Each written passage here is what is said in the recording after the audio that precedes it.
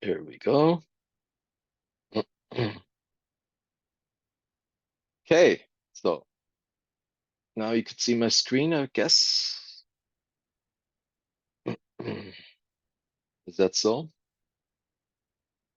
Um,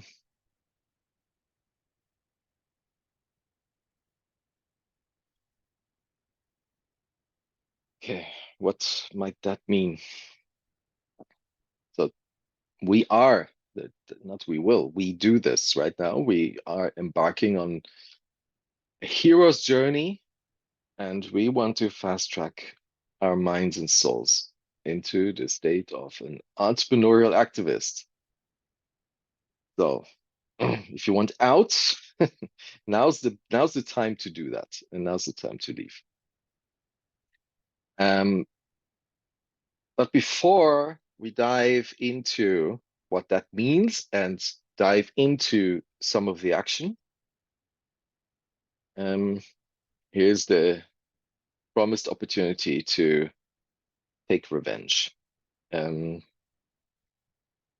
so if there's anything you want to ask me, you can always ask me things, but maybe it's good to get this out of the way in the beginning to maybe rectify some of the things that Lars said, um, and find out more who this weird dude is. Why is he even talking to you? Why should I believe any of this? What this guy has to say, etc. Ine, go ahead. I'd like to ask you how you would like to introduce yourself. Hmm. Hmm. Hmm. My favorite is my Twitter bio, because I changed that yesterday. Let me find that. Oops, that's what's going here.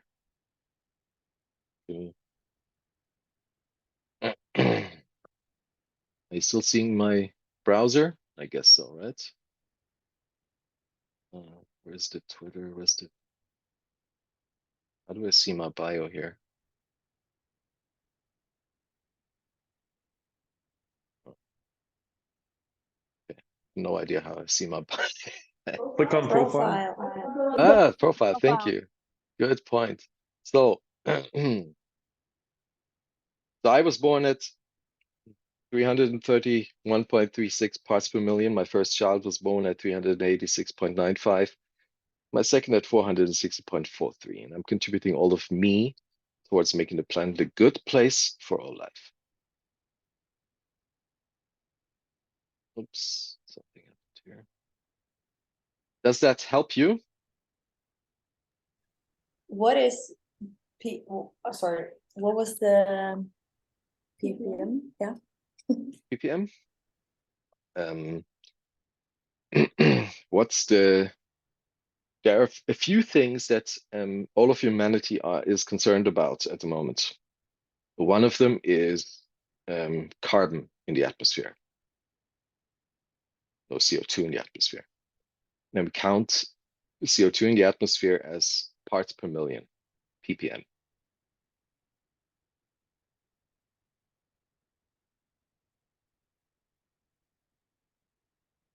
Okay, don't be Nina, go ahead. It's great, and don't be afraid to ask really any question, right? You can ask me the most outrageous questions you can come up with, and I'm totally fine with that.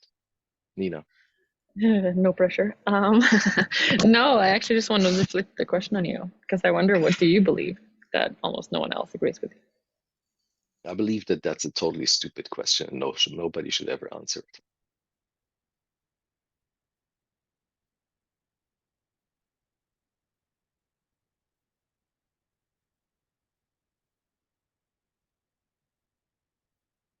Ingeborg, go ahead. What are you doing in Costa Rica? My wife is from Costa Rica. Our daughter was born here, and we spent Q1 in Costa Rica. much of the demise of the big one, who's 13 and lives in Berlin between his mom and us, or his mom's family and us, which is why he had to make the difficult decision whether I should spend 2 tons of CO2 to come visit him during Q1 or not come and visit him. He decided I'm going to spend 2 tons of CO2, but he refuses to fly himself. So that means that it's important for him that I come. Yeah. That's what I'm doing here. I'm doing a lot more, but you'll have to ask that.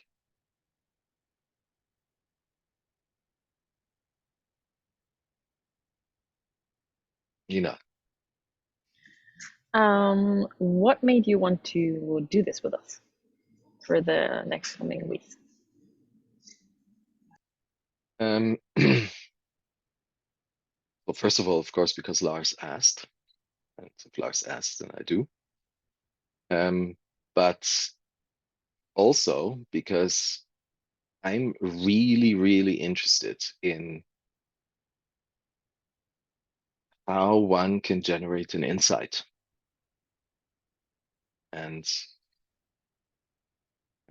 we will go into this in the presentation, so I don't want to talk about that too much now, because then we can skip the entire presentation. And but it's about insight. How do we generate insight? That's what I want to learn from you. That's why I do this. Emily.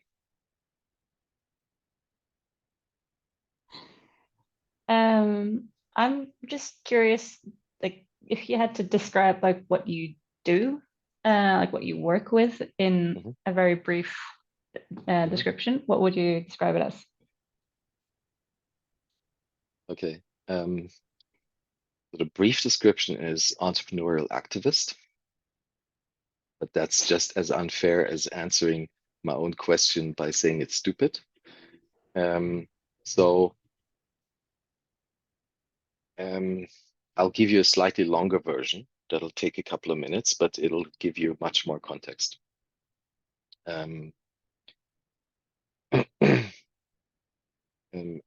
My brain is configured as a natural scientist because that's how I grew up. That's what the kind of conversations we had when I was little.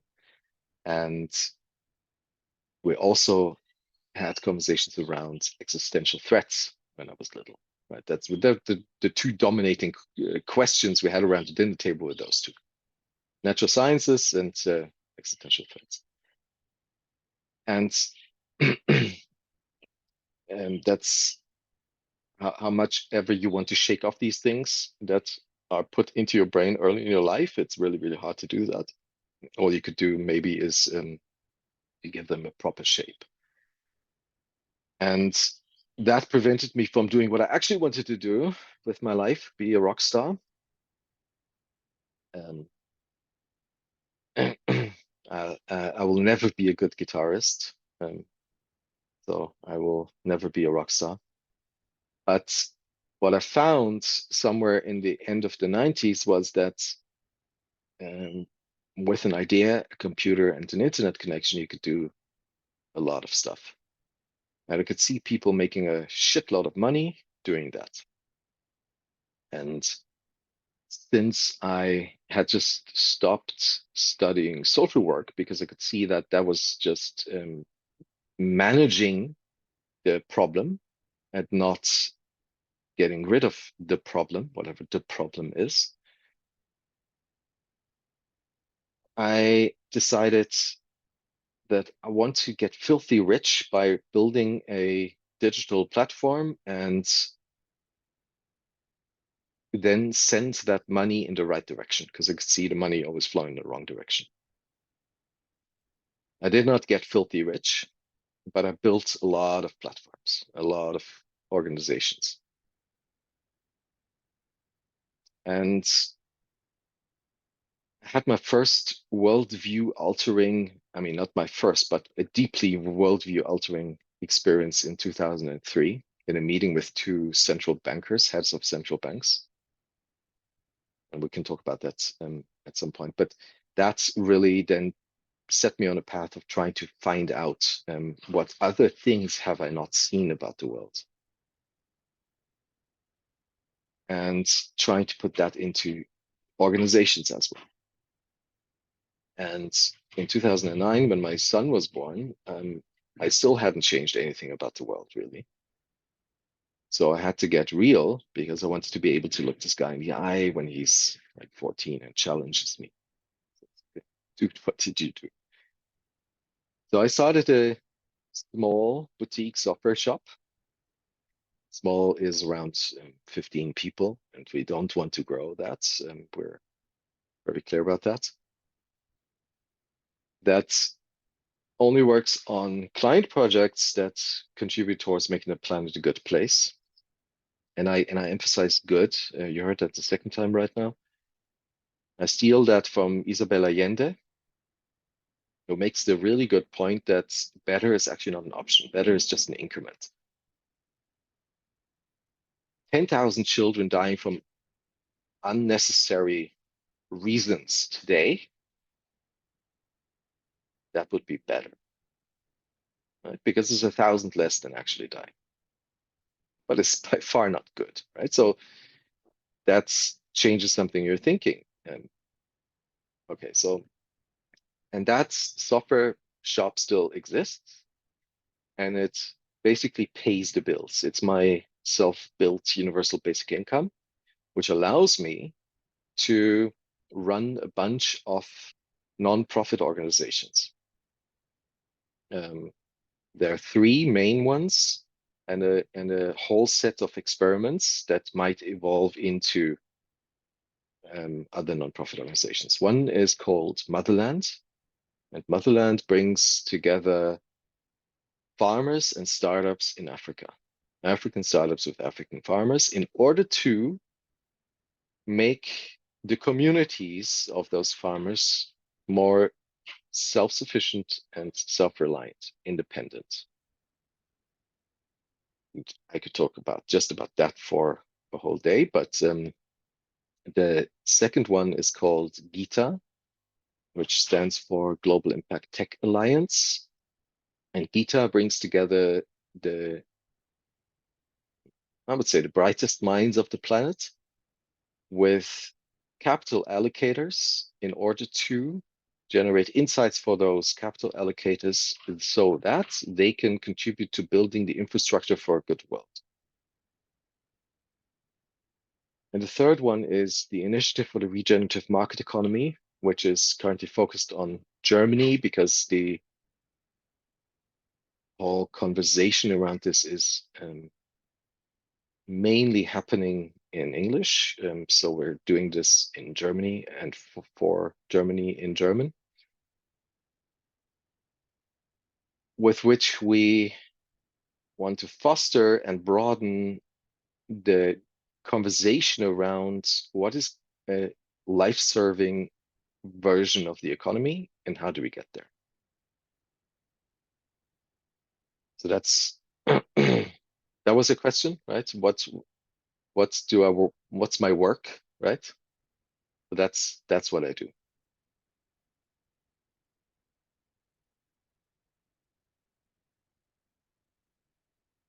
What else? Come on. Give me something difficult, please.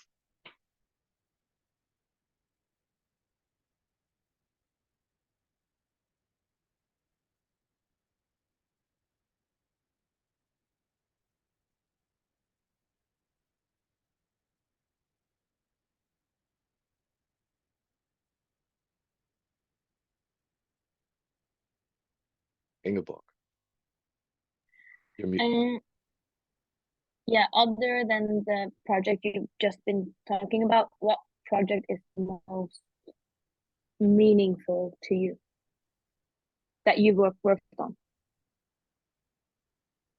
The most meaningful of the ones or of or any project? What's Any project.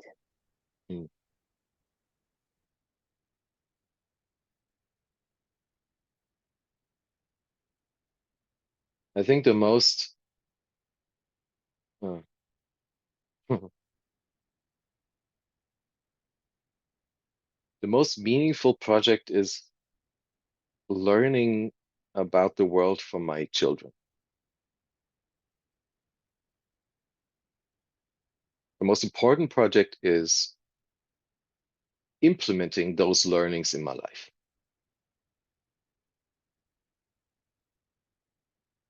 That's what I would say. That's probably not a satisfying answer, but that's what it is.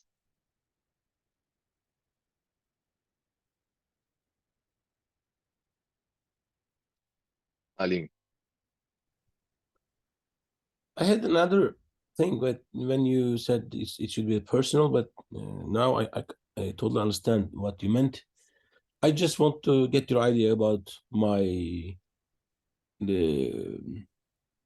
thought about that question, which I want to ask. In our world, some countries, such as Gulfian countries, have rich underground resources, and the wealth is at the insane level, which they have.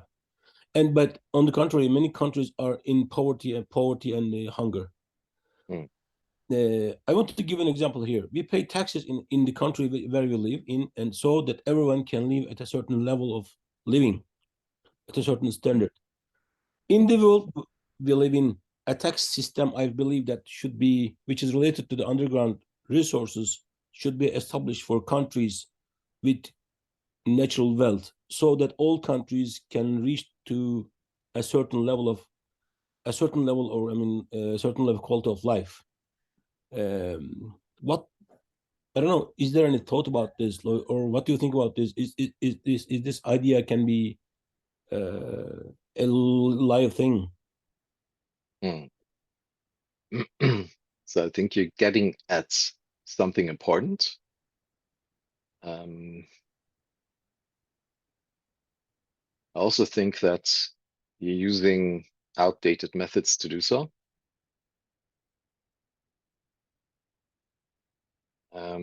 I don't think that's even remotely possible to get anybody to agree to anything like that. And that is because the configuration of the current system is such that these kinds of imbalances are a product of the system. And the multipolar traps within the configuration of the system don't allow that to be changed. And so while this is well intended, there's simply no way you can ever get that into implementation. Yeah. But I think you're getting towards the right question for sure. And I don't want to take up all the time here. I think, unless there are some really pressing questions, I would like to slowly get this to an end, and whoever wants to have a deeper conversation about anything that's matters to you, we can definitely have that conversation. But let's move into the rest of today's session. That's okay with you. I will set up a WhatsApp chat so we can all connect there, and then you can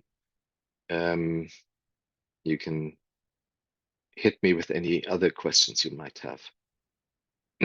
And to be fair, I will now ask. I will now answer that one question I refused to answer, my own. But it was just too much fun to respond in that way. So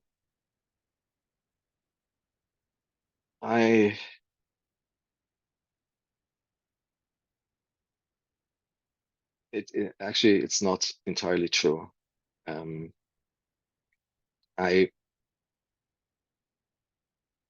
Whenever I have conversations with people about what they believe, which is obviously the precondition to know what is different between there is in my belief. If I go deep enough in that questioning, I usually find the exact same thing for everyone. Whether you believe in fifth dimension beings, God, or universe, or science, or whatever system you choose, if I go deep enough on those questions of why and what does that mean, it's always the same thing that comes up. So I have deep, deep, deep trust in humanness. And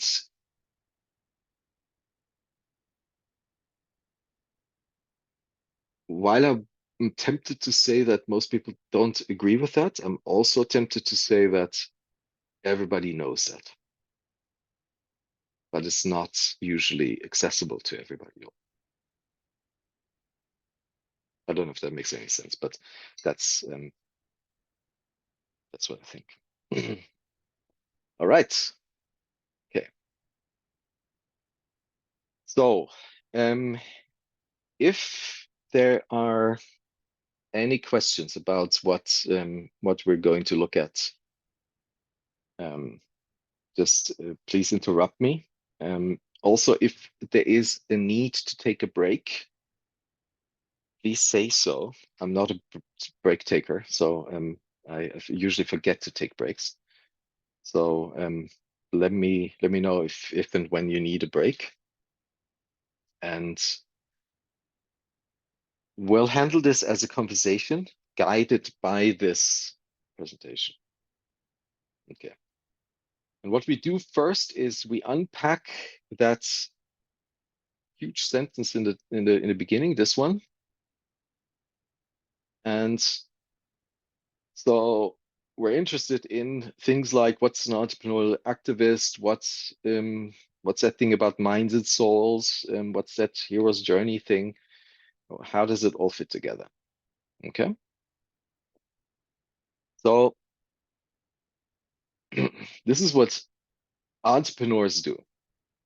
I sometimes get into trouble when I say this with people who have or run companies. Usually people who run companies, not the founders. The founders usually agree with me on this.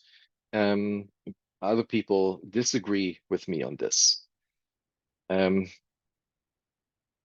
Entrepreneurship is about seeing an issue in the world and taking action to solve it. And you need money to do that. Money comes out of that, okay, but that's just a side effect. It has nothing to do with being an entrepreneur. What you're actually after is solving a problem. And the activist is the entrepreneurial activist is the one that sees a problem that's out of scope for most people. So to use Daniel Christian Wall's language for this, that's on Horizon 3, where if you look at different horizons in innovation of economic activity, for example, Horizon 1 would be to make car more efficient and less harmful for the environment. Horizon 2 would be to disrupt the car industry by doing something like car sharing and maybe something like Tesla, going full on electric, creating an energy company that has cars like Tesla has done, so that you disrupt that industry, right? So Horizon 1 is about incremental change. It's about adding to or making whatever is there better. Horizon 2 is about disruptive change, coming from an unexpected angle, using fresh and new technology to solve the same problem. But Horizon 3 is a paradigmatic innovation. It changes the idea entirely, right? If we so what we're doing right now as humanity is we're becoming incrementally better at getting oil out of the ground. Right? That's what we're doing. And we can still do that for probably 50 to 100 years. We can still get stuff out of the ground. But it's very clear that we should not do that. Right? So the disruption in this is, well, let's go from a fossil energy economy to a mineral energy economy. Let's use rare earths to build things like solar panels and batteries in order to get rid of fossil fuels.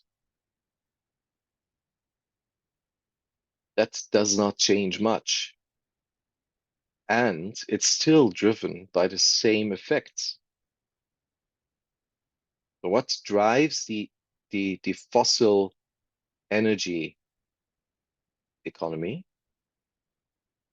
is that we have a chain of exponentially growing money, right?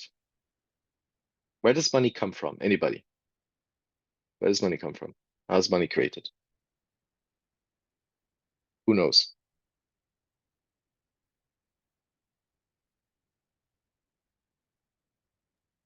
Trading, maybe? No? Alim?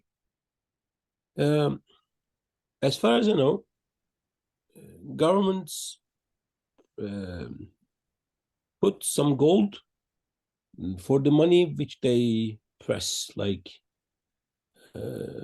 created to the market. No. No. Any other ideas? Okay, so Emily.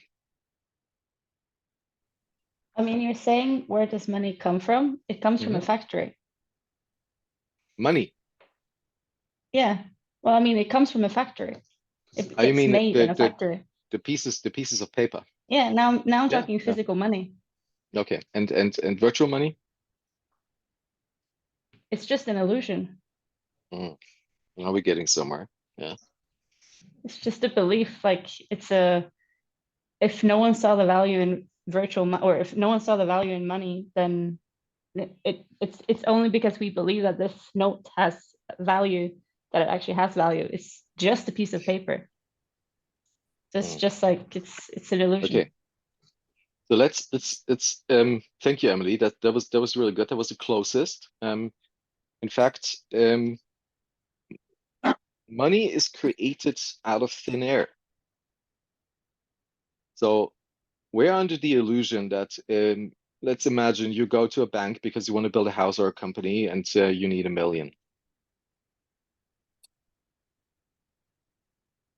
We're under the illusion that that million comes from a bucket of money that other people have put into the bank, and now the bank is doing the job of taking some of that and giving it to you. And the reason why they go through all of the hocus pocus of seeing whether they can actually get the money back from you is because you actually owe it to somebody, right? Somebody will suffer if you don't give that money back. Well, total bullshit. The moment they think that you are credit worthy, they create that money. There was no million, then there is $1 million. They just make it. You can read that up on the website of the the British Central Bank, what's it called? The whatever. It's that's how money is created. Okay, Lars, do you want to? Lars, you unmuted yourself. Do you want to say something? I just wanted to say Bank of England, but I wrote it. Sorry, Bank of England. Yes, that's the one. That's the one. That's Rothschild bought. Um, all right. So Aline said something also that was right, which is there used to be gold involved in that thing somehow, right? So in order to feed that illusion that that money is worth something, we used to have gold in bunkers, right? Now, bunkers is that we dig gold out of dark holes and put it into other dark holes to feed an illusion. Okay, good. We ran out of gold to do that. And in 1971 or 2, Nixon decoupled the dollar from gold. That's a super important moment because he said, let's feed our collective illusion of financial capital by our own productivity. And he used GDP to measure that. So if you've ever watched the evening news, they usually say something about the GDP. So there's this massive obsession about GDP. And this is why. Because the money supply grows exponentially. Why? Because there's interest attached to the money supply. And there's this lever of the private banks of a factor of 100 to a lot more of creating money. So the global money supply is doubling every roughly 20 years. Doubling every 20 years. If you ever hear that, something is doubling in a certain amount of time, that's an exponential growth curve. And exponential growth curves go like this. And if you stick around or if you survive that part, then you will notice that it will come back down like this.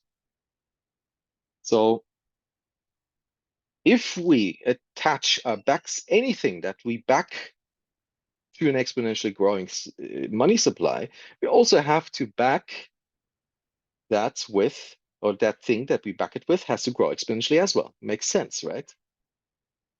Aha. So we back it with GDP. Our GDP has to grow by a percentage point every year, 2-3%. Now that's a hidden exponential. GDP and money are tightly coupled. They almost grow at the same rate. GDP has to grow a little bit slower because there's things like defaults. People go so money is being destroyed anyway. So you don't have to be 100%, but closely. Now, what really is GDP? People are really unclear about what GDP actually is. There's so many ways to measure it. And just like anything else in the banking and financial industry, this is also clouded in mystery.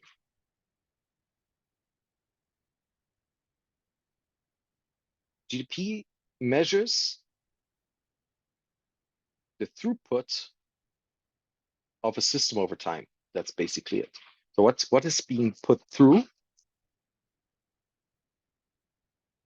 We move atoms and we move bits. We could even abstract that one further and say we only move atoms, but let's say we atom and bits. What is the one thing we need to move atoms and bits? Any ideas?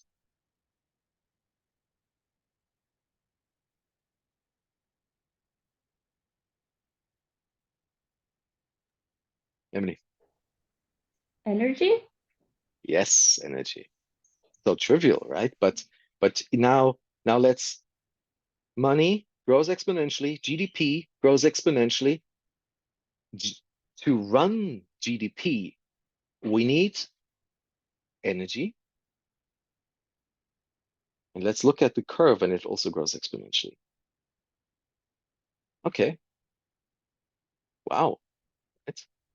So we have become roughly 30% more efficient in our energy use in the last 50 years.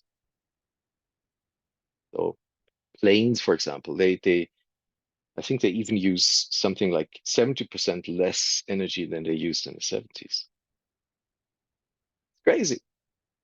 But we fly more because that's how we produce GDP. So our total energy consumption, although we have become more efficient in the absolute, we cannot decouple GDP from energy. And since our energy sources are fossil, that is bad for the planet. Okay. I'll get back to the Horizon 3 thing in a moment. I just need to finish one thought. Now, I said earlier, let's move from a fossil energy economy into a mineral energy economy. Let's build a lot of solar panels. Let's have the batteries. Let's have all the cables. Let's build the entire infrastructure to run the entire world in electricity, because that effectively is what the mineral economy is about, electricity.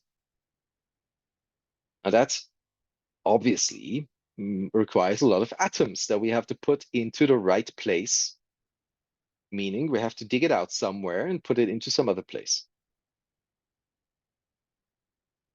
Now, if we count the atoms that are required to do that on the planet, for everyone, like Aline pointed out, we cannot just do that for a few.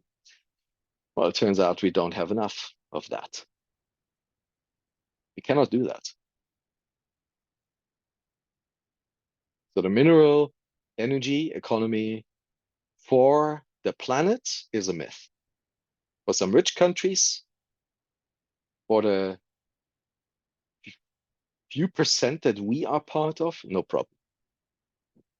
But not for the world. No way. Aha. So Horizon 2 fails us. Disruptive innovation in the form of mineral energy fails us. We need something else. We need Horizon 3. We need a paradigmatic shift. We need a new way to think about things entirely. And that's what the entrepreneurial activist does. Okay? So that's the first word we've unpacked. Are there any thoughts, questions, feedbacks, feelings around this you'd like to discuss?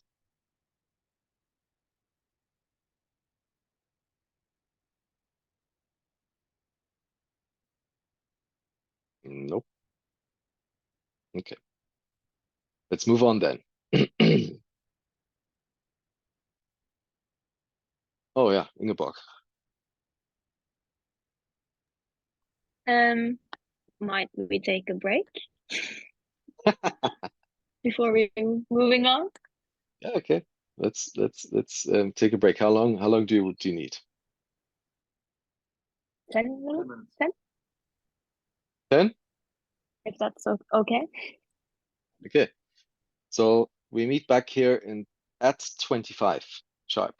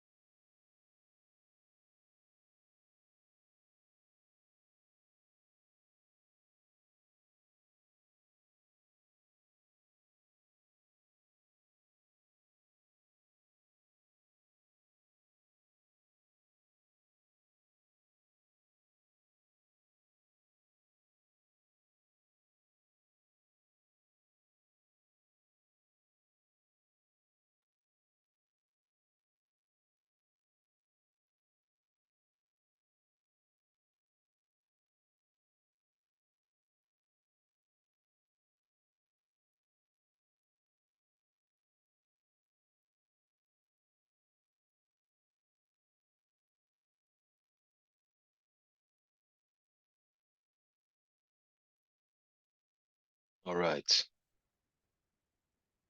25. You feel refreshed? Okay. Good. So, did any questions come up that you would like to discuss? Or should we move on?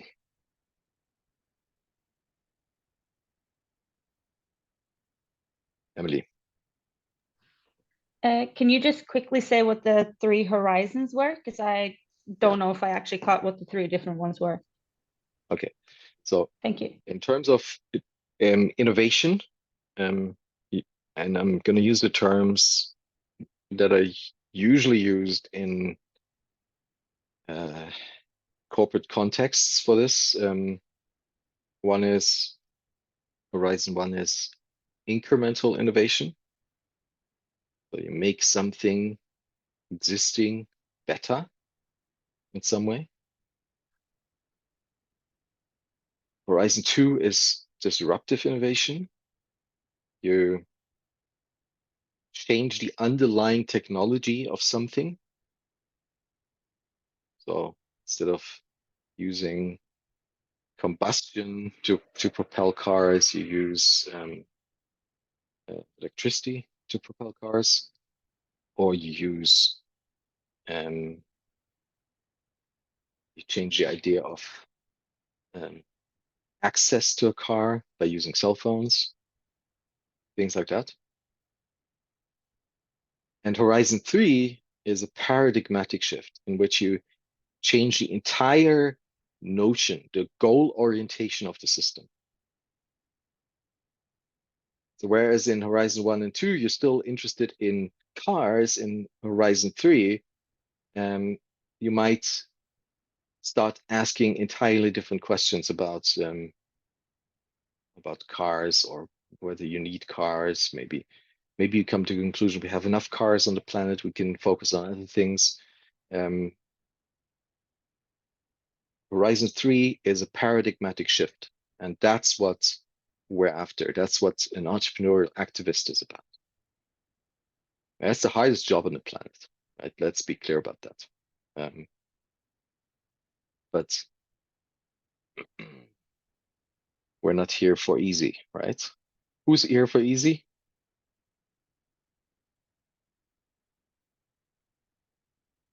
I put a WhatsApp chat link in the chat here, so you can all join there if you like. Okay, so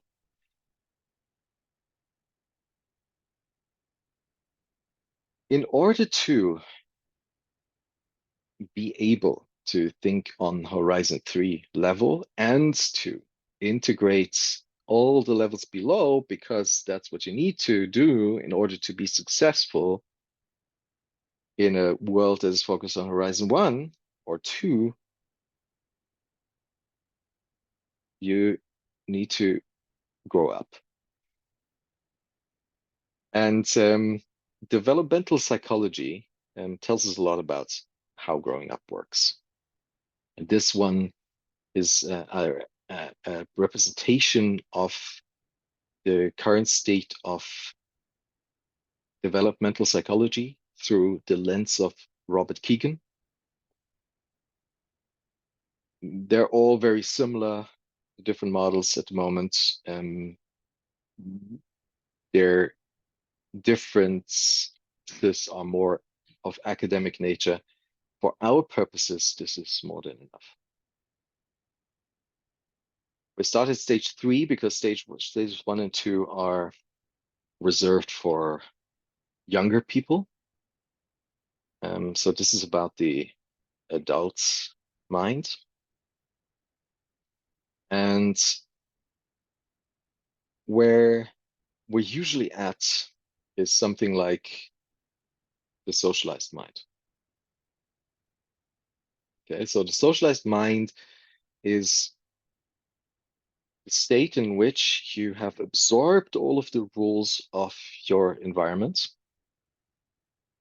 You are a good member of society. You know the rules. Everybody knows you know the rules. They can trust you. You play your part. Right? That's why we use a lot of small talk and bullshit in our conversations, right? You've done a tall talk, so the opposite, you know, obviously. There's a little book called On Bullshit by Harry Frankfurt. Really, really interesting, great piece of philosophy. Because bullshit doesn't relate to the truth in any way. Bullshit is apart from the truth. It's about putting ourselves into relation. And we all bullshit all the time. When you go to the bakery and you ask the person behind the counter something about the weather, that's bullshit. But it makes clear that both of you are humans, that you're related, that you're in the same set of rules. Right? You both like sunshine more than rain, all of those things. Okay. Once you step out of the socialized mind, you move into the self-authoring mind. What that means is that you now start editing the rules that your socialized mind follows. This is an egoic phase. This is a phase in which we impose our ideas onto the world.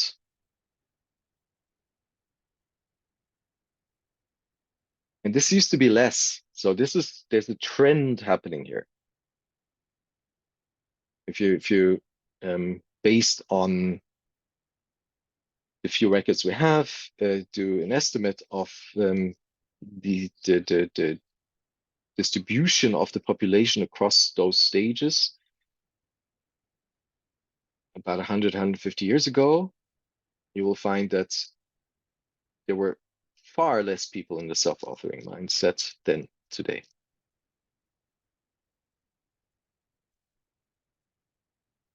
Okay, and then you go meta. Then you go and start editing the heuristics that you use to edit the rules. And that's when you become self-transforming.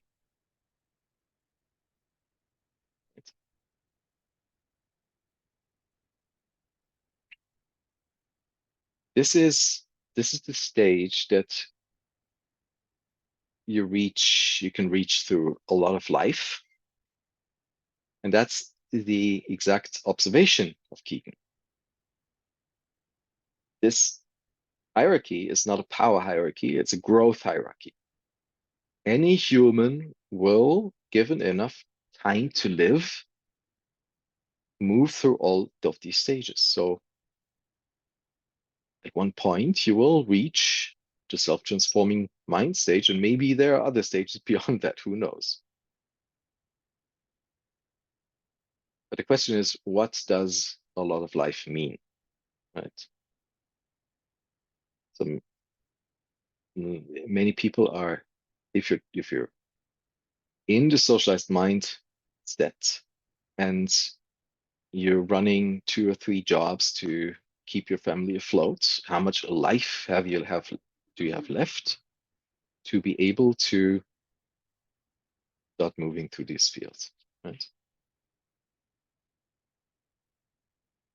And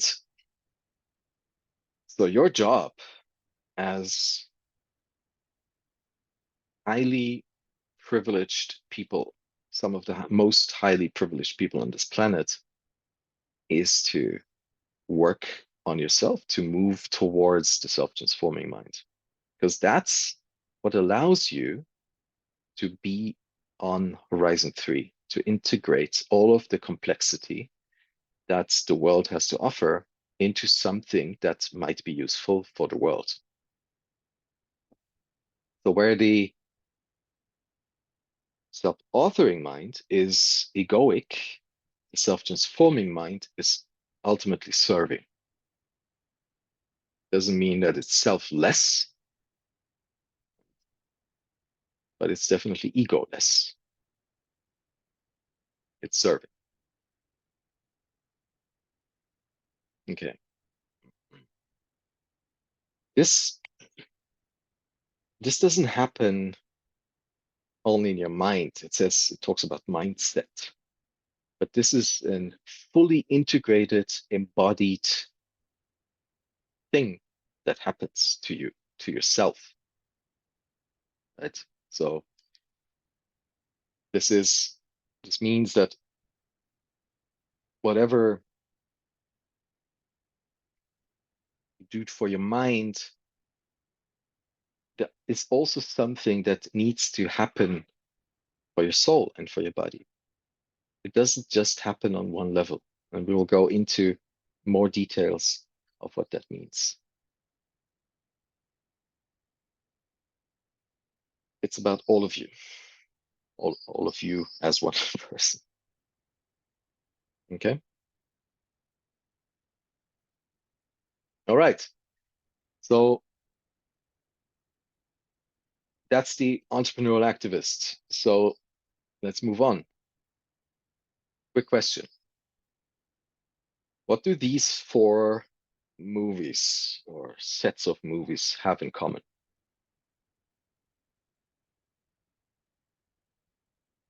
They have 2 things in common. One is important for us, one is not. One is obvious, one is not. Any ideas?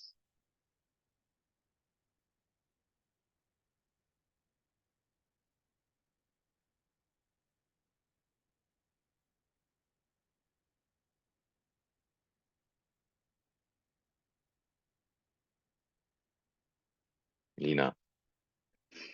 Probably not true at all, but I'm just thinking they're based on human technology. They're made by like, yeah, you have to have good human technology to be able to make them. Yeah.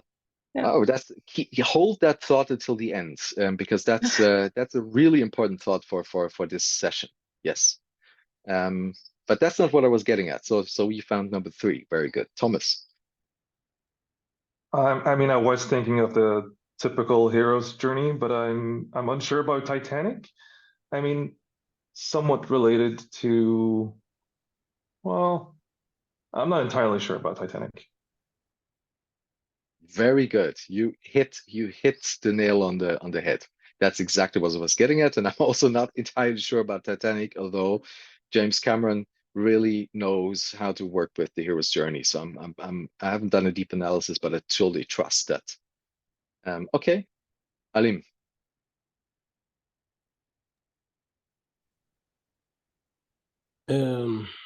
I was thinking all about the space, but Titanic is it's no, I'm stuck. Okay. Okay, don't worry. Emily? I didn't actually see Titanic at first, so I was gonna say they're all like playing with the whole metaverse and pushing boundaries of the universe and what's possible. But when I saw Titanic, I didn't really feel like that fitted in. But maybe it's that Titanic, I don't know, doesn't fit in. They all made a lot of money. Well, so Thomas is completely right. What I'm getting at is the hero's journey. And you're right, Titanic really doesn't feel like it fits in with the others. That's why I love the combination of the 4. But what also combines them is that they all grossed at more than 2 billion. These are the most successful movies of all time, according to box office success. That is, of course, but and they're all informed by the hero's journey. I'm absolutely convinced that if you do a proper analysis of the Titanic, you will find hero's journey written all over it. Now, what is hero's journey? Thomas obviously knows it, but who else here is aware of what the hero's journey is? Hands up. A little bit, a little bit. Okay, so we're not wasting time. That's good. So there's this dude, Joseph Campbell. He was one of those people who wanted to find out what is there something that is common in the stories we tell. He went into the myths of the world. He looked at all sorts of indigenous stories and from all over the world, and he found something. And he's not the only one, but he has the most famous representation of something like that. And he called it the hero's journey. And it always follows the same basic pattern. As a normal person, and now you can basically play any movie that you had fun with in your life. You can probably map onto this. There's a relatively normal person, and then something decentering happens. Right? Something that gets this person out of the normal rut. And there are usually some helpers, something that guides this person out of the comfort zone. Slowly, this person's moved out of their comfort zone. And somehow stumbling deeper into something that is totally unclear and we don't know where we're going. But we have some people around us, so we feel somewhat safe, but still, this is scary. And then something really bad happens. Right? That's the monster moment. That's where Darth Vader appears. That's where there's this big fight. People are being killed. You fear for the life of the hero. Everything, the hero comes very close to death. But it's also a moment of turnaround. Something happens in that moment. And the hero grows, the situation with the hero grows into something new, into something that can deal with the unknown of the situation. Right? The hero is actually growing up, moving up the hierarchy of growth that we looked at earlier. And then he or she is taking whatever was learned back into the known, often symbolized by some gift they receive. And they return to the normal, which of course is not normal anymore, but is the new normal.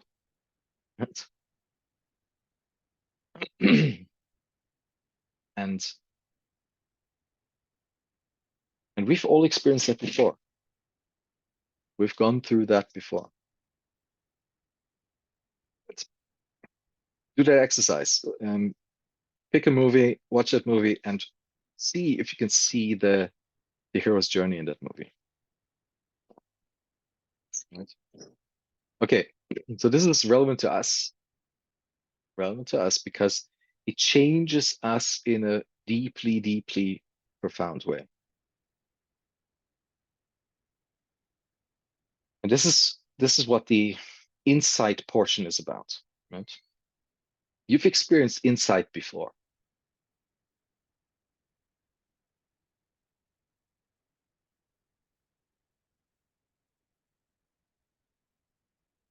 Which of these two bowls would you have chosen when you were 4 years old? Can you remember?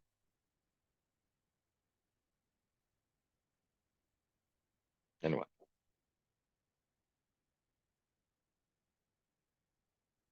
Just unmute yourself. It's Emily. The little one. No. You would have chosen the big one. It's so obvious that you would choose the little one, right? It has so much more in it. It's so much more delicious. But you fell prey to a category error when you were 4 years old. And that category error was that you did not contextualize measure. And big somehow felt good. So a 4-year-old presented with this problem would choose the big bowl because the big bowl appears more relevant to her.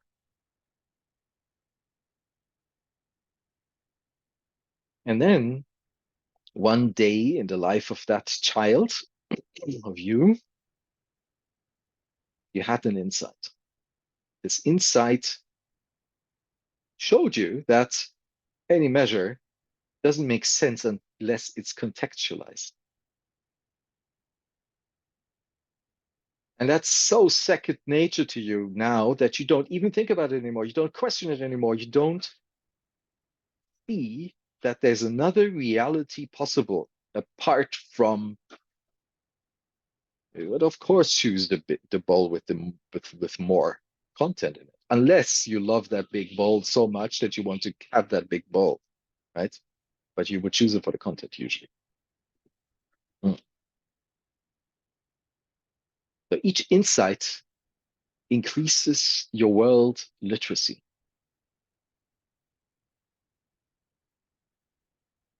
Okay.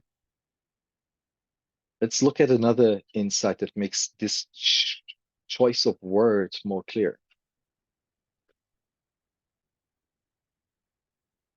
You probably don't remember the moment, maybe you do, in which you learned how to put lines into words,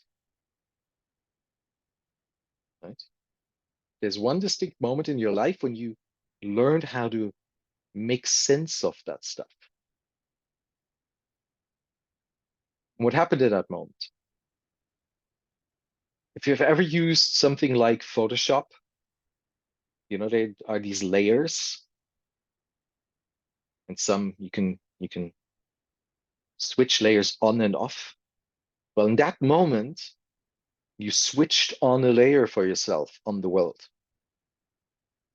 In that moment, you started seeing the writing on the wall literally.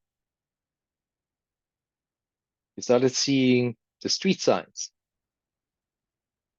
the ads, the names on the doorbells, all the stuff that's written on cars. Right? You started seeing these things. These things were more or less invisible to you because they were completely meaningless to you before that moment. Okay. You know, imagine that's not the only kinds of insights you might have in your life. What other insights are waiting for you that increase your potential to read the world in a way that becomes so natural to you that you cannot imagine any other way? Okay. So I said that this is an integrated thing. It doesn't just happen in your mind, right? It also happens across your body and soul. And there's a way to think about that, which I borrow from John Vervaeke, amazing guy from Toronto, cognitive science professor. And he differentiates between 4 ways of knowing. There are propositions, there are procedures, perspectives, and participation. Okay, so I can describe to you what I believe a really, really good party looks like. And I can describe to you how many people are there, how they're ecstatically dancing, forgetting themselves, ripping their clothes off, dancing until 8 in the evening, until the next day or 2 days, throbbing music, whatever, right? I can explain all of that to you. Do you now know how to do a party or how it feels to be in one? You have no idea, right? You want to make a party, you need to acquire the procedures to do that.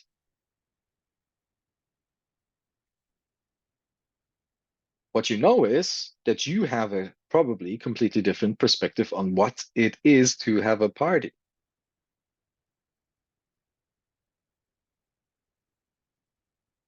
And unless you have been at a party, you have no clue what it is.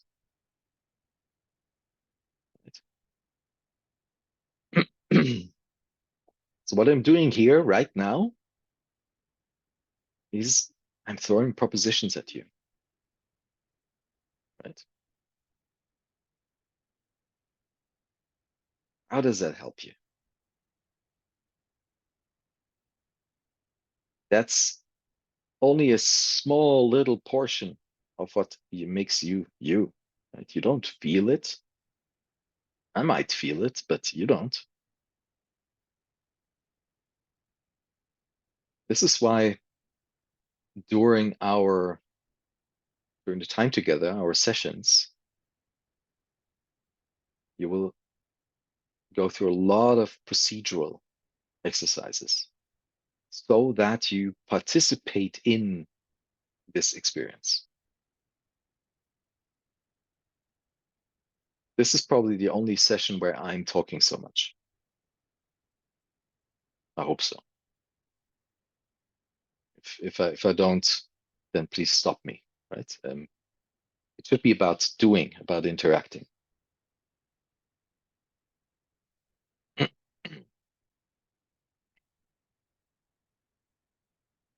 So where do we begin with this embodied sense of we are what we're supposed to do in the world?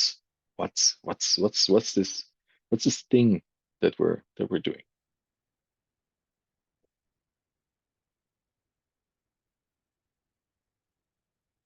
So what are the unknown knowns? What's system one? Any thoughts?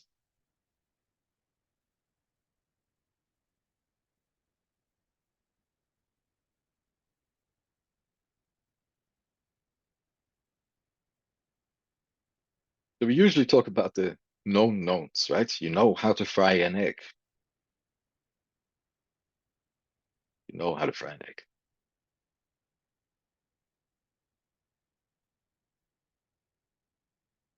And we talk about the known unknowns.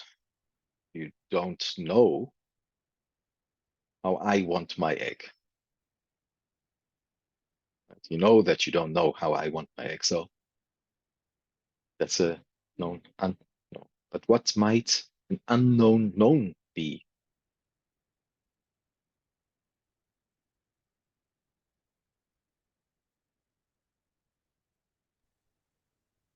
Mm. Could it be like your body knows how the heart should beat, but my mind doesn't know how to do that job? Something like that. That's going there. Correct. Yeah. That's part of that for sure. There's more, but that's definitely part of it. Halim. Yep. Subconscious things. Yeah. And also the ones, there's a term which is learned helplessness, like the things which you have learned as unconsciously.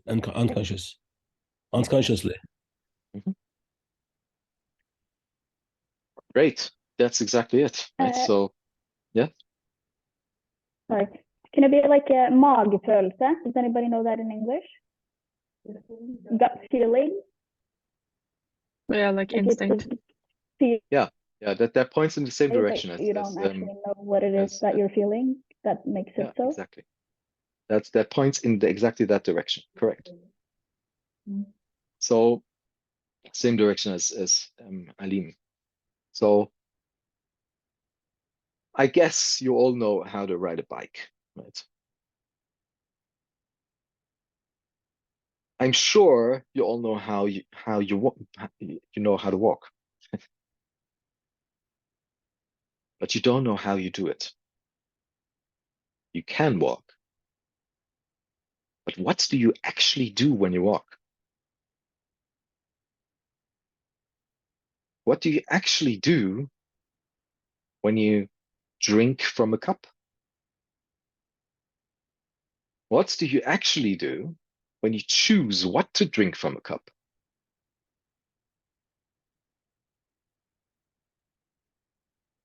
You don't know these things.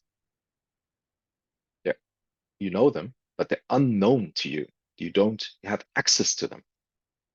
They're in your system one. Now, what is system one?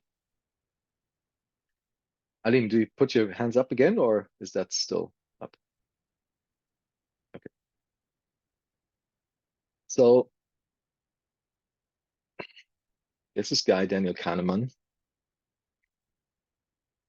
He received a Nobel Prize for economics for his work in behavioral economics. And he distinguishes between a thing called system one and system two. And system one gets close to what Alim pointed towards, the subconscious. System one, he just calls it that because it's historically older than system two. The system one contains all of the heuristics that navigate you through the world. All the approximations of what to do during your day. 95% of your decisions come from system one. But they don't reach system two. They don't reach your consciousness. You're not aware of making those decisions.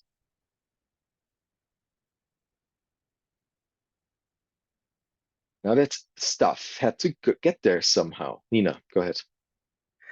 Yeah, I just had a question. Like I heard also about the hot, warm and cold system. Is that the same? That like the warm system is is the subconscious in your reaction, and then the cold system is your consciousness, and when your thought process gets into Interesting. it. I've never heard these terms for this, but I guess they're pointing towards the same. Do you have a name who talks about that in those terms? No, I don't remember. I just remember when I read about emotions and stuff like that, then they called it a hot and cold system. So it's kind of like your colds coming in and putting hot and cold water on your reactions in a sense, and how your like the instincts and your animal brain goes into it. Maybe Emilia knows. Okay, thank you. Yeah, That's I nice. know. I know at least Tom Karp writes a little bit about it, and Paul Kraft. Both of them mentioned the hot and cold systems in a couple of books. Right. Okay, good. So we have hot, cold, we have system one, system two, we have conscious, unconscious, we have we could try to map it to parts of the brain, but I think we have a sense of what we're talking about, right? Now, right, it's one step too far ahead here. So what we're concerned with is how does that stuff get into your System one, your subconscious. How does that stuff get in there?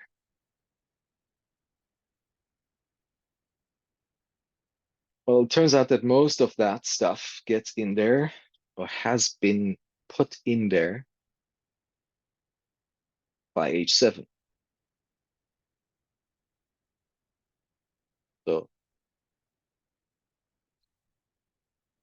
it was put there by experiencing the world, by being in the world with your parents, with your teachers, with your peers, with everybody around you. You've learned the world, just like you learned how to ride a bike and learned how to walk. You've understood the rules of the world so that you can navigate it. You've become a socialized mind. Okay. It's very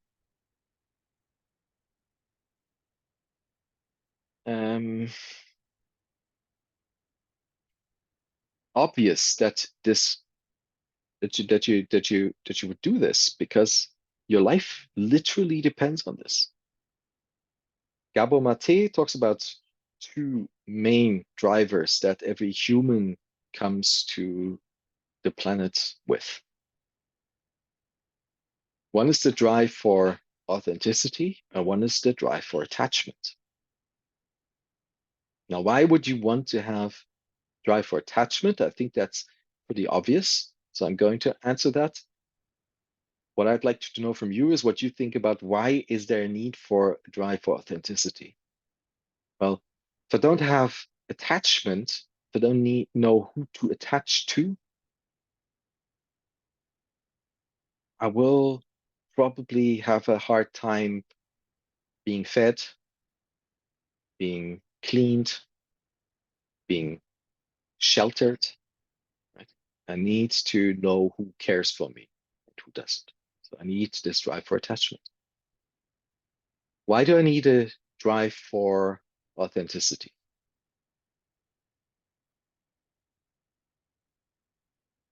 I'm this helpless, not fully finished human that came to Earth a year too early, and I'm dependent on the world around me to care for me. I need attachment. Why do I need authenticity?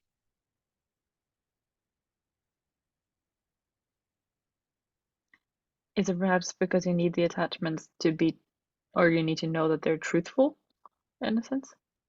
I don't know. Yeah, good, very good. I like that. But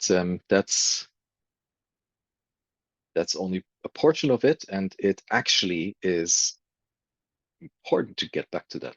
And we'll get back to that later. What else might there be? Why do you need? It's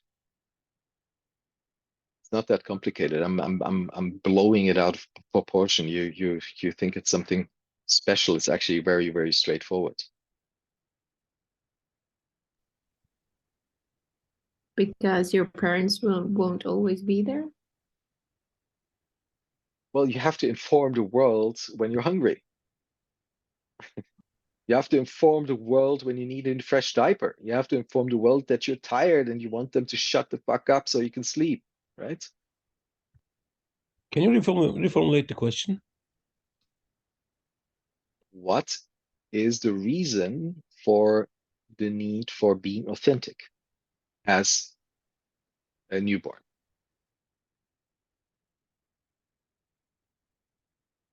Right? We have to. There's only one thing you can do as a newborn to communicate with the world. Only one, really. Right? We need to survive. You need to survive, but in order to survive, you need people, and you need to be able to express to those people what you need. Right? Yeah. So you need attachment and you need authenticity so you can express. Exactly. But what happens with your authenticity? Right? When you're in this world, your parents are doing whatever they're doing, and by now you're old enough to know that life is not always totally relaxed, right? You might have some stress in your life from time to time. Fight with your partner about the trash, things like that. Now, Gabor Mate tells this story of when he was a newborn. He was a newborn in Budapest when the Nazis came into the city. And his family is a Jewish family. And he was crying. He was crying really, really hard. His mother was worried about him, so she called the doctor. And the doctor said, well, yeah, I can come by, I can look after your kid, but I need you to know all Jewish children are crying.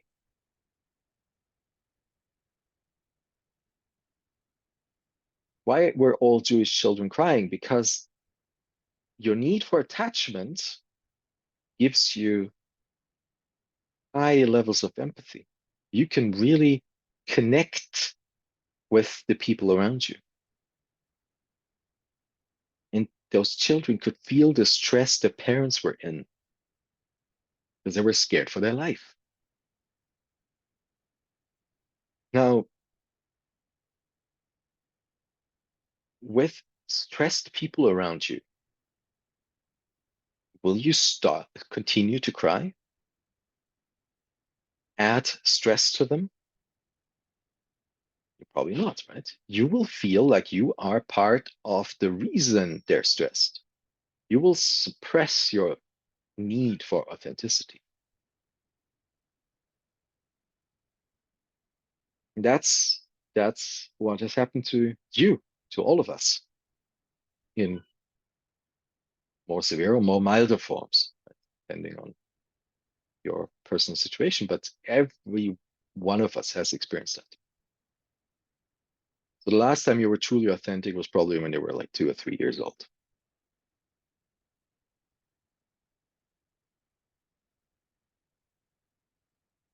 So here's a little tool to help you get towards that again.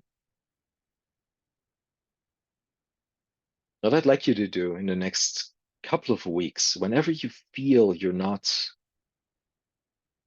really happy, relaxed, present, yourself, take a piece of paper and start writing. But writing about what's in your mind, right? The thing that creates your thoughts. And then you'll notice that you run out of things that are in your mind because your mind doesn't actually hold that many things. And then start writing what's in your soul. Soul is for feelings, what the mind is for thoughts. So what's in your soul? Write down what your feelings are and search for those feelings that you're most scared of. Feelings of pain, shame, anger, lust, things like that. Search for those and write them down. And surprise yourself by the things you write down. Write down things you're scared of. And when you're done, let's say 15 minutes, half an hour maybe, you take what you've written and you burn it.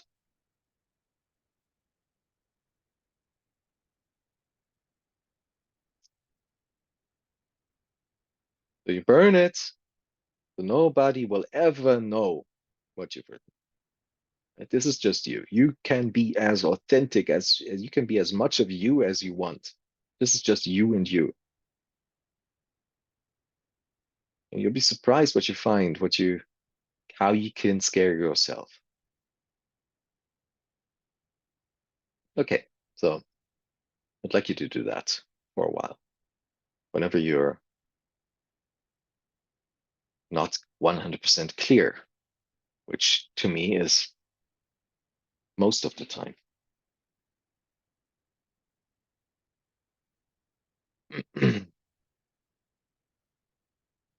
Right? And you take this as part of the guide, as part of the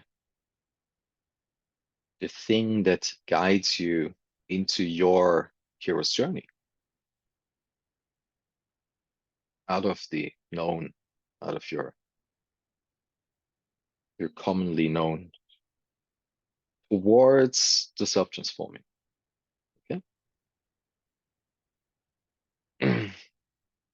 But the world is not only within us, right? The world is reflected within us, of course,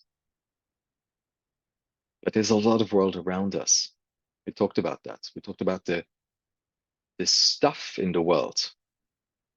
It's the human-made things in these 4 movies.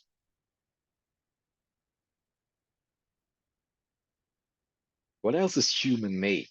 Right? All of the rules, all of the concepts, all of the things around us. I said that my most important project is to learn from my children. And I mean that literally.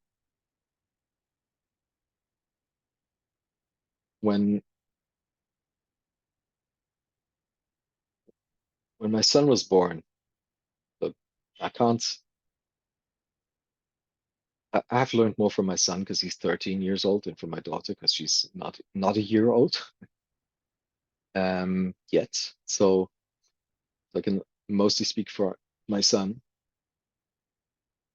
But if you spend time with a new human and you help a new human understand how we do things around here, you will be asked a lot of questions. Why do we have dessert after the main course? What's the proper answer? What's the proper answer to that question? We don't. Because we've been told it's right. It's what Sorry? society does. Yes. Because we've been told to. Yes, that somehow we do that, right? So Nina is beyond that. Okay, very good. But most people aren't. So most people have their dessert after the main course, but you don't need to, right? So explore why it could be that most people do that, and find out whether it's necessary for you to do that. Since that conversation, Noah chooses when he has his dessert, whether he has it before or during or after or whenever, right? Why should we care?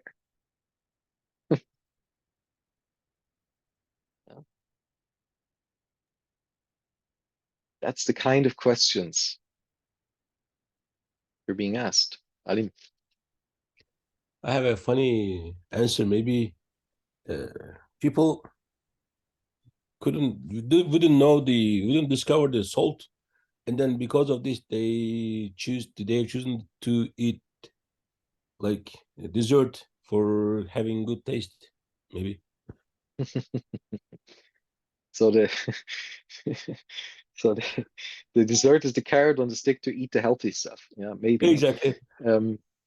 My answer was that your when you eat, your digestive tract uses a lot of your energy to digest the food, and so it's helpful to put some sugar on top, some quick energy, so you can go better through that dip of energy that you experience after eating. Noah's response was, but we don't stuff ourselves like that, so we don't have to do that. There's no way I can argue with this. So, okay,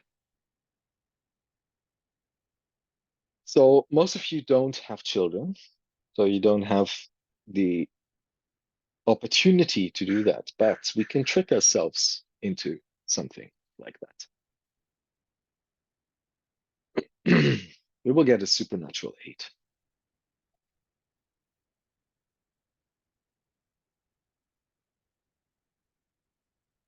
Okay, so who here has played with ChatGPT and Midjourney or Stable Diffusion or something like that? Okay. So Ingeborg will lead you if you have questions. What we will do is each of you will equip yourself with a little friendly, lovable, curious alien. Right? That alien has just come to this planet and really wants to figure out how stuff works here. And that alien sits on the screensaver and the desktop of your phone.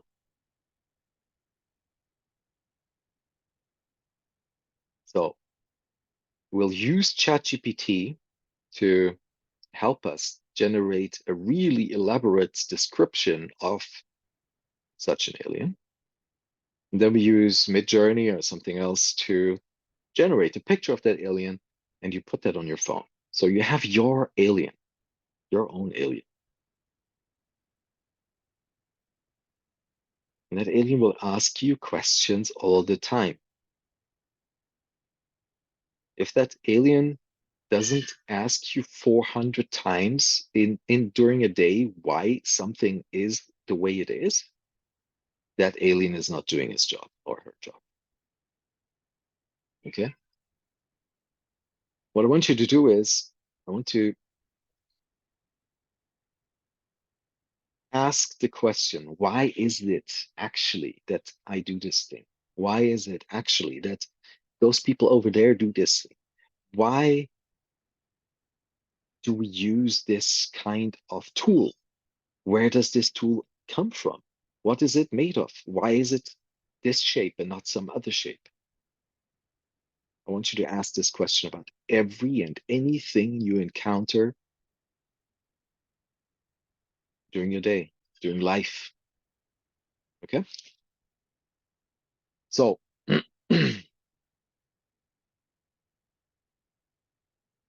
we're going to do this once here.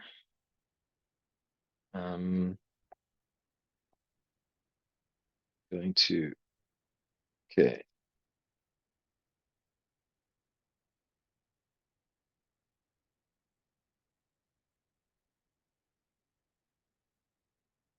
So, for those who haven't played with it, this is how you get there, chat.openai.com/chat.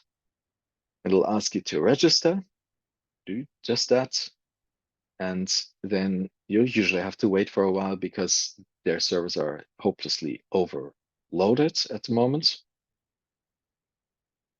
I really hope that works. Some reloading from time to time helps.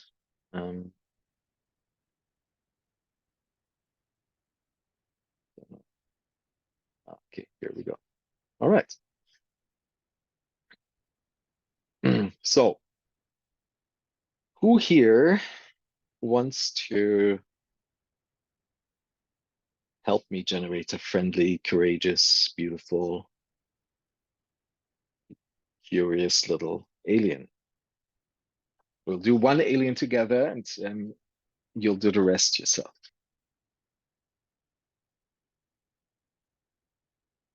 Give me some attributes. What should that alien be like? Round. Mm-hmm.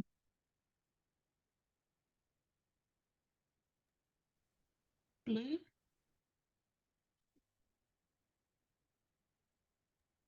Sorry. Sorry? Furry. Like hairy.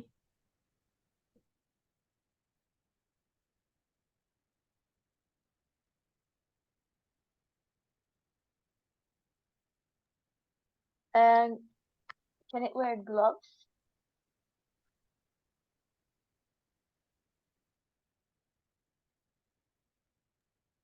I wanted to have really big toes.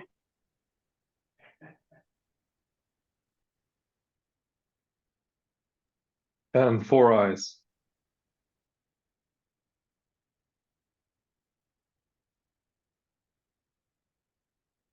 Do you do any personality traits or just looks?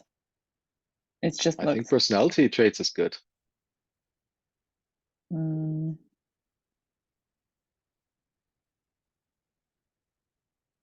Caring?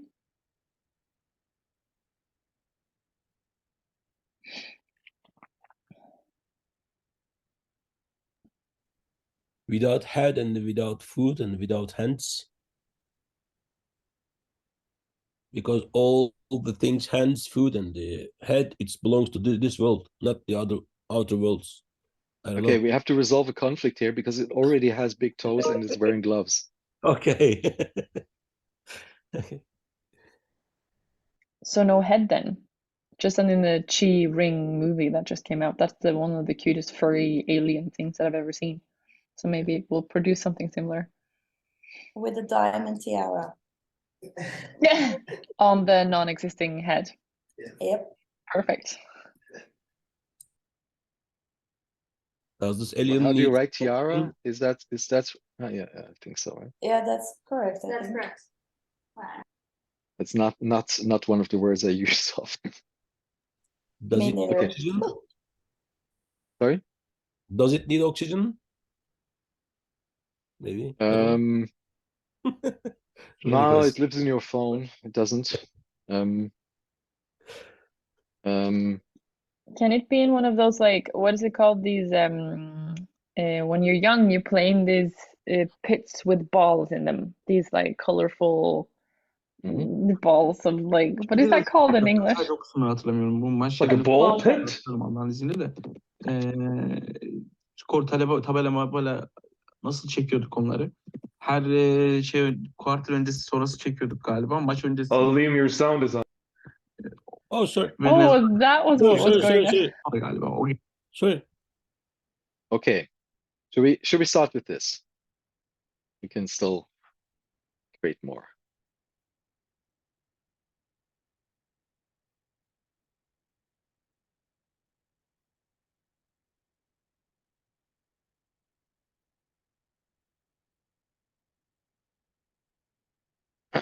So, is there anything we would want this to add, change, expand on?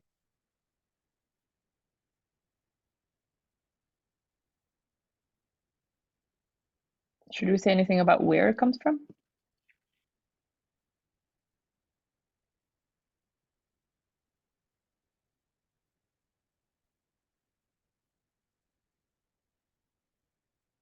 Maybe it comes from a fifth dimension, also like the 11th dimension or something.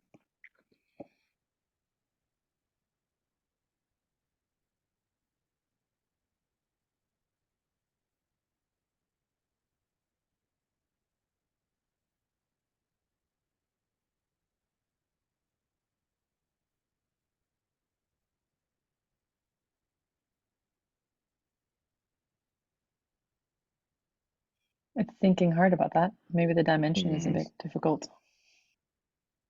I don't think anything is difficult for this thing. It's a words dispenser. It's it just looks at probability of words and combines those in a string. After reading a lot of stuff that humans have created.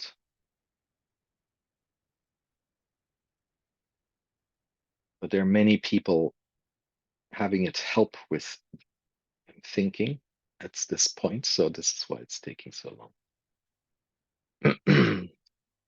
Let's see what happens. But while this happens, I'll switch over to Discord and I'll share my screen again. Where is it? Okay. Okay. So I'm gonna use Midjourney to imagine, and we do this as a photo, okay? Can you explain what Midjourney is? Yes, Midjourney is one of the image generating AI options around at the moment. It is, I think you can access it from midjourney.com, and it uses Discord as an interface. So, and you can give it descriptions. There's a elaborate syntax. And what all of these tools have in common is that they usually generate several options. And then you can elaborate, let it elaborate on one of these options or upscale one.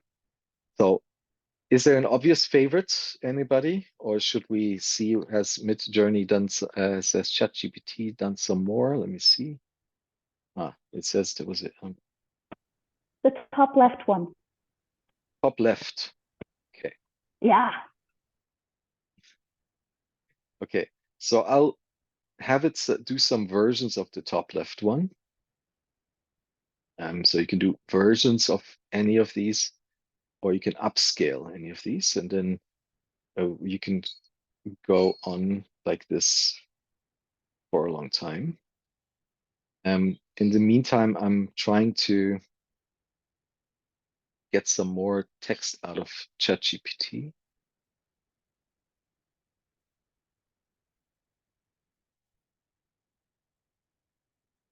Yeah, it's now working again. Okay, now we have this.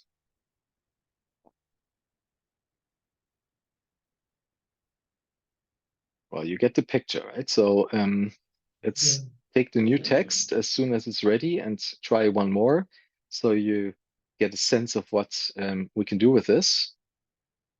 Okay.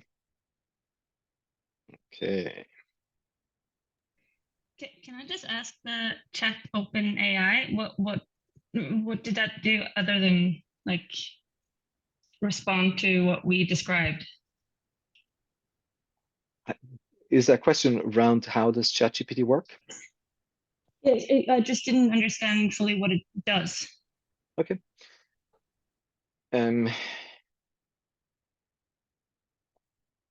So or what its function is for what we're going to do with this alien experiment thing. Okay, so image generators work better the more elaborate your description is. You can sit down and write that description yourself, or because I'm so lazy, I prefer having a computer write an elaborate description for me. That's what I use ChatGPT for. You don't need to do that, but I find it usually more fun. And so this is what we get with a more elaborate description. So you get the picture, right? I would probably now choose the bottom right or the top right. And I would ask it to maybe create some versions or upscale it. And then I have my little alien that I put on my phone. Okay. There are others. So OpenAI, the organization that does ChatGPT, also does a service called DALL-E, DALL-E, that generates images. Each service has its different strengths and weaknesses. Midjourney is overtrained on art, so it usually is more pleasing to the eye.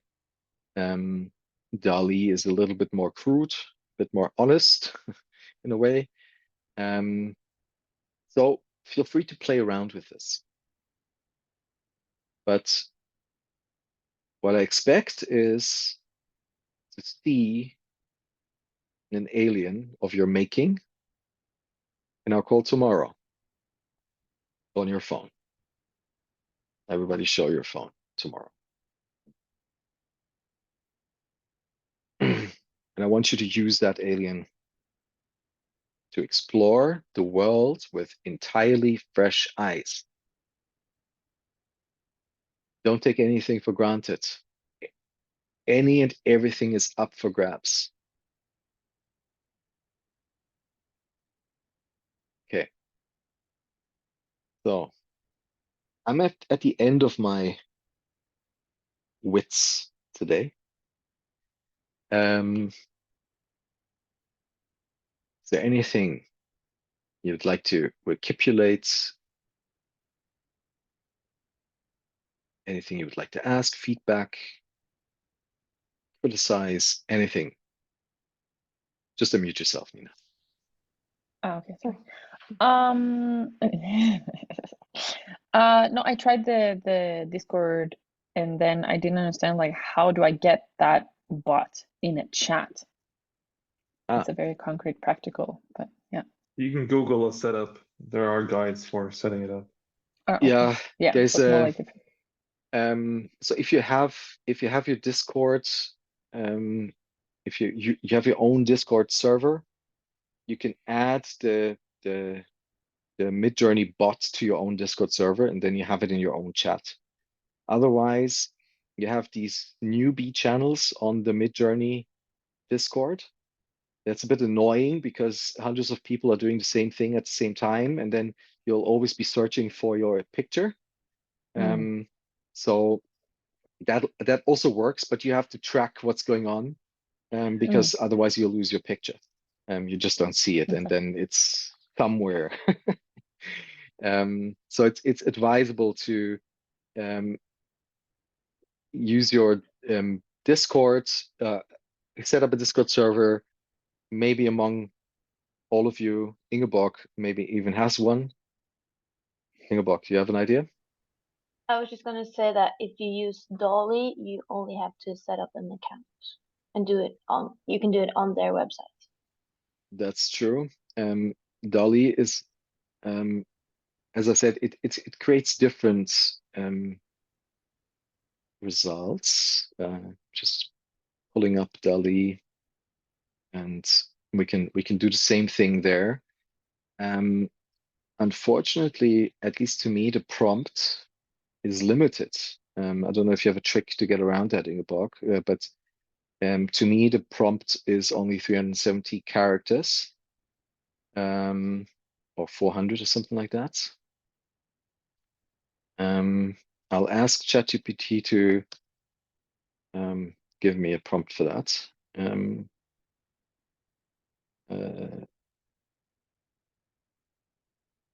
Text with less than 400 characters describing the essence of that.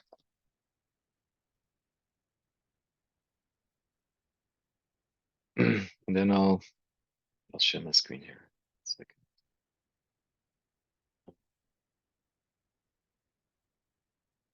Okay, something went wrong. So this is what you encounter at the moment, a lot on ChatGPT. We'll just, for the sake of time, we'll just do this. This is the interface for DALL-E. And you can just say generate. And it'll take a moment now.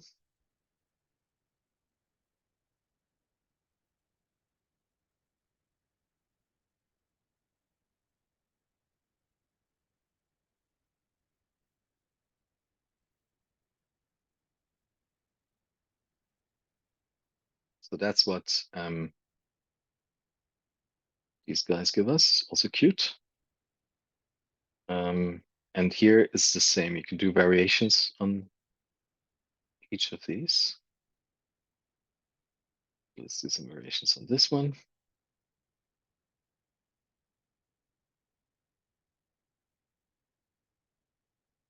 And you can already see the difference. There are other image creators. Stable Diffusion is another one. I think these three are the most used at the moment. Midjourney makes the most colorful things, but these are definitely funny too. So yeah.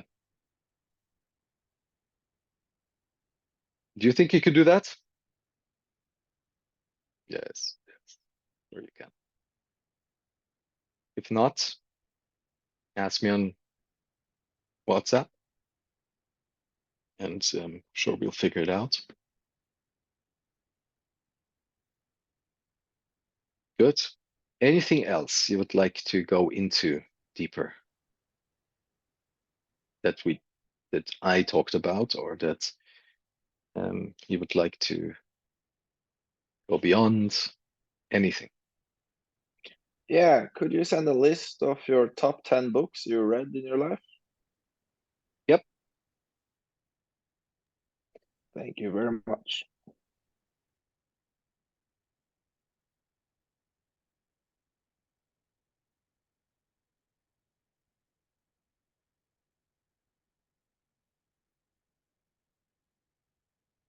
No? All right. So thank you for this beautiful morning, or afternoon for you. I hope you also had some fun, and I'm not joking when I say I'm available on WhatsApp. So and I'm an adult, so I can switch off WhatsApp when I don't want to be interrupted. So don't hesitate to hit me on WhatsApp, okay? And then I see you tomorrow, same time. And don't forget, I want to see your aliens, and I want you to share a few of the insights you've had with your alien until then. It's a lot of work to do. Cool. Thank you. See you tomorrow. Take care, Thomas. Thank you. Thank you. Bye. Oh. Thank you. Thank you.